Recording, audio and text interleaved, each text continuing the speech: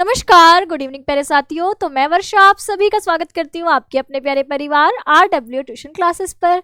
तो आप लोगों के क्लास 12th की हिंदी का रिवीजन कराने के लिए मैं बना रही हूँ छोटी छोटी वीडियोस। तो आज के इस वीडियो में हम बात करने वाले हैं ध्रुव यात्रा कहानी पर। ध्रुव यात्रा कहानी को आप समझेंगे पूरे 10 मिनट में। तो ध्रुव यात्रा कहानी आप देखेंगे कि यहाँ पर किसकी है, तो राजा रिपुदमन और उर्मिला की है। तो इसके जो मेन किरदार हैं, हीरो और हीरोइन है, वो है आपके राजा रिपुदमन और इनकी प्रेमिका उर्मिला। प्रेमिका मैं क्यों कह रही हूँ कि भाई इनकी शादी तो हुई नहीं है, लेकिन आपकी जो उर्मिला है वह इनके बच्चे की माँ भी है, यानी शादी से पहले ही वह उनके बच्चे की माँ भी बन जाती है। इन्हीं दोनों की ये कहानी है। इसके अलावा तीसरी एंट्री इस कहानी में जो मुख्य किरदार के रूप में देखी गई है वह है आचार्य मारुति। ठीक है, वह कौन है? आचार्य मारुति है। तो ये आचार्य क्यों बोल रही हूं मैं इनको, तो भाई ये आपके मानसोपचारक के रूप में कहानी में आए हैं। मानसोपचारक क्या होता है? साइकेट्रिस्ट जिसको हम कहते हैं। मानसोपचारक यानी जो आपके मन का उपचार करे, मानसोपचारक। ठीक है, तो मन का जो उपचार करे, जिसको आप साइकेट्रिस्ट कहते हो। जैसे डॉक्टर शरीर का इलाज करता है, शरीर में कोई बीमारी होती है, तो मन में भी कई बार हमारा मन भी बीमार हो जाता है ना। तो ऐसे उपचारक को मानसोपचारक कहते हैं। तो इस कहानी में जो राजा रिपुदमन है, ये जो है कहानी की शुरुआत ऐसे होती है कि राजा रिपुदमन उत्तरी ध्रुव को जीत कर लौटे हैं। तो ये राजा हैं, ठीक है, और इन्होंने एक जगह जीत ली है जिसका नाम है उत्तरी ध्रुव। अब वहां जीतकर उस जगह को लौटे हैं, तो अखबारों में इनकी खूब तारीफें हो रही हैं। और हमें ये कैसे पता चल रहा है? तो घर में बैठी है एक महिला। इस कहानी के पहले दृश्य में घर में बैठी एक महिला दिखाई दे रही है जो कि अखबार पढ़ रही है। उस अखबार में बताया है कि राजा रिपुदमन किस प्रकार आपके उत्तरी ध्रुव को जीतकर भारत लौट रहे हैं, और चारों तरफ अखबार में उनकी तारीफें छपी हुई हैं। और वहीं उर्मिला के पास में उसका बच्चा भी लेटा हुआ है। आगे क्या होता है? उर्मिला बेचारी अकेली घर में है, अखबार को पढ़ती रहती है। अब यहाँ राजा रिपुदमन जो है वह आपके चारों तरफ तारीफें हैं, मीडिया में वह छाया हुआ है, लेकिन उसके अंदर एक अजीब सी बेचैनी है, एक अजीब सी अशांति है। वो अंदर से खुश नहीं है, ना उसको नींद आती है, मन एक जगह टिकता नहीं है, मन में अवांछित, जो वो नहीं चाहता, ऐसे ऐसे बुरे बुरे ख्याल आते रहते हैं। तो यानी बाहर की दुनिया में तो वो सुपर हीरो है, लेकिन अंदर से वो हीरो नहीं है। अंदर से उसके अंदर एक बेचैनी है, एक खालीपन है। तो वह जब दिल्ली आता है, भारत लौटता है, तो उसने एक आचार्य मारुति का नाम सुना जो मानसोपचारक है, मन का उपचार करने वाले हैं।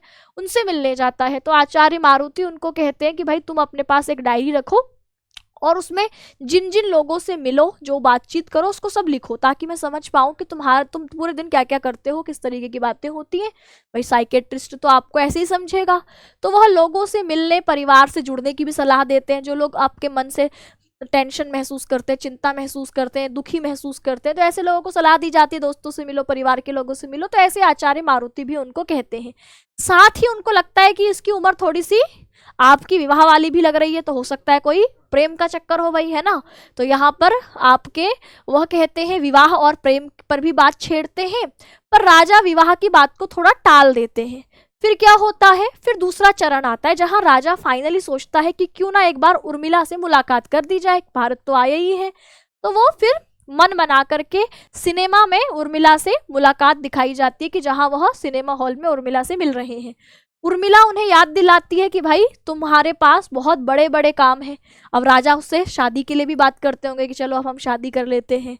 तो उर्मिला क्या कहती है? भाई नहीं राजा, तुम घर गृहस्थी में फंसने के लिए नहीं हो, तुम्हारे जीवन का लक्ष्य बड़ा है, तुम्हारे सपने बड़े हैं। एक बार तुम शादी कर ली मुझसे तो फिर तुम घर की जिम्मेदारियों में उलझे रहोगे, फिर तुम अपने सपने पूरे नहीं कर पाओगे। तो ऐसा कहते हुए उर्मिला समझाती है। उर्मिला कहती है मैं तुमसे प्रेम करती हूँ, और प्रेम बांधता नहीं है, मैं चाहती हूँ तुम अपने सपने पूरे करो, अपने लक्ष्य की तरफ आगे करो। उत्तरी ध्रुव जीत लिया है, अब जाओ दक्षिण ध्रुव की बारी है, उसको भी जीत कर आओ। अब आचार्य मारुति की विवाह करो वाली सलाह को वह वो बताता है कि मैं तो आचार्य मारुति से मिला है ना, वो मानसोपचारक है, वो कहते हैं कि विवाह करो और तुम मना कर रही हो। तो आचार्य जो आपकी उर्मिला है वह कहती है कि वो तो पागल है ना।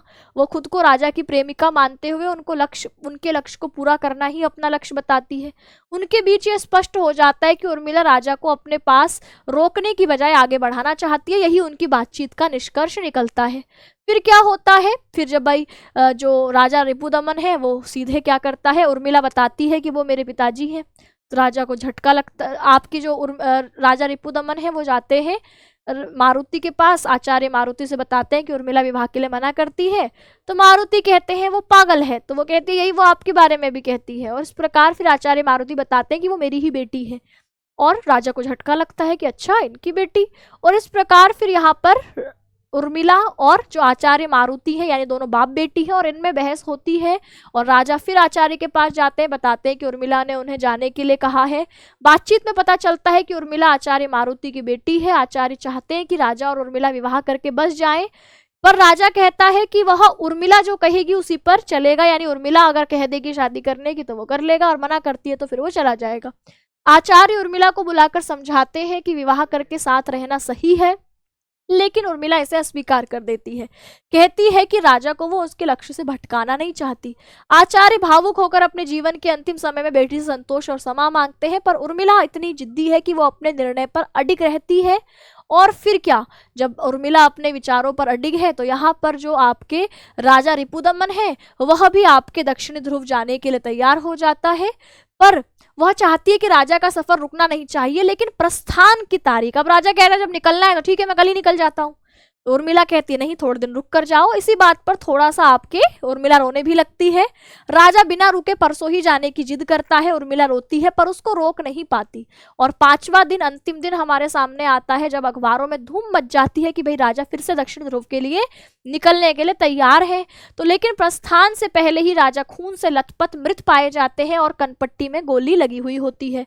उनके तकिए के नीचे से मिला हुआ पत्र मिलता है, वो उनका सुसाइड लेटर है, जिसमें वो लिखते हैं कि वह दक्षिण ध्रुव जाना चाहते थे, लेकिन सार्वजनिक रूप से जो महिमा और श्रेय उन्हें दिया जा रहा था वो झूठा है।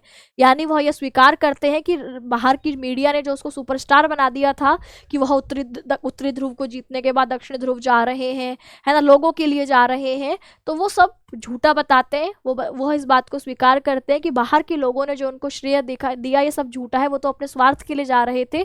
और स्वार्थ क्या था कि उर्मिला ने कहा था दक्षिण ध्रुव जीतना है इसलिए जा रहे थे।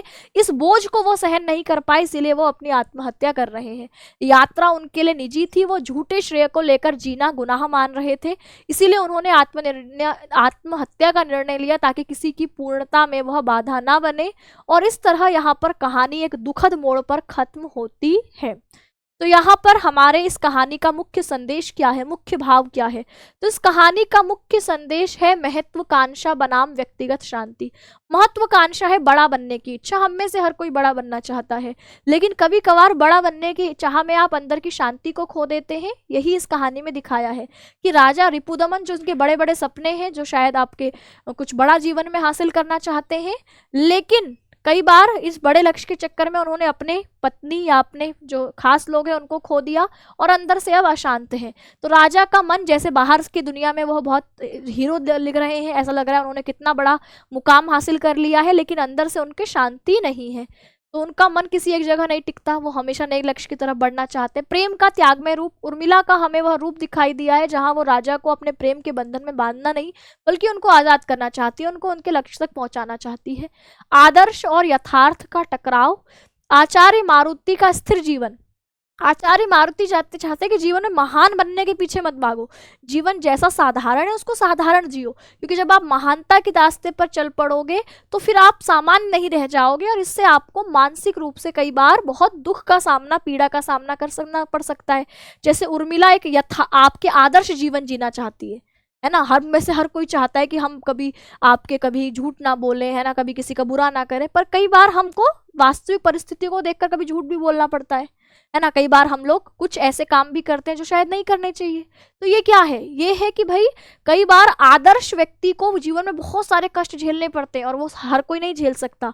तो इसीलिए लोग जीवन की सच्चाई को स्वीकारते हुए थोड़े बहुत कुछ ऐसे काम भी कर देते हैं जो नहीं करने चाहिए, जो गलत है।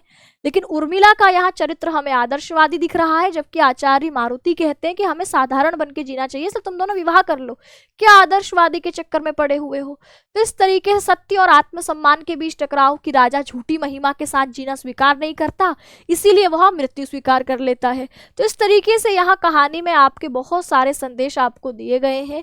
तो इस कहानी का सारांश आप कह सकते हैं कि राजा रिपुदमन जो कि उत्तरी ध्रुव जीतकर भारत लौटे हैं, लेकिन भीतर से असंतुष्ट हैं, बेचैन हैं, उन्हें नींद नहीं आती, मन टिकता नहीं है। दिल्ली में आचार्य मारुति से मिलते हैं जो उन्हें विवाह और स्थिर जीवन जीने की सलाह देते हैं। सिनेमा में राजा उर्मिला से मुलाकात करते हैं जो कि उनके बच्चे की माँ है। उर्मिला चाहती है कि राजा घर गृहस्थी में ना उलझें और आगे भी यात्राएं जारी रखें, यहाँ तक कि दक्षिण ध्रुव भी जाएं।